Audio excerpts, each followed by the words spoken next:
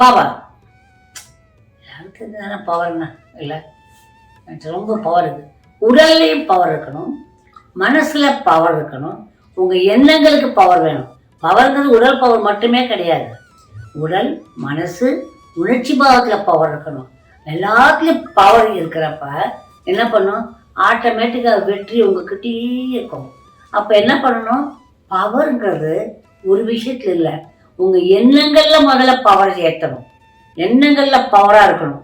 அப்படி அடிக்கிறப்ப ஜெயிப்பு தன்னால் கிடைக்கும்.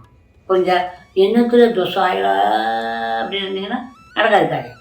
கொஞ்சம் கிடைங்களா? ஸோ எண்ணங்களை பவர்ஃபுல்லாக வைங்க. உங்களுடைய திறமையை வெளியே கொண்டு வாங்க.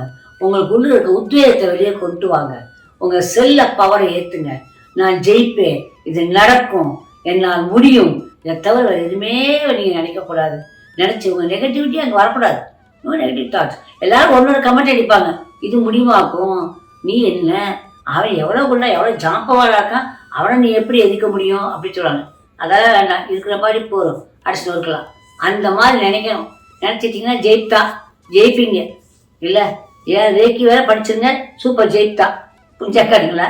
அதுக்கு தான் இந்த ஏஞ்சல் பவர். Angel power.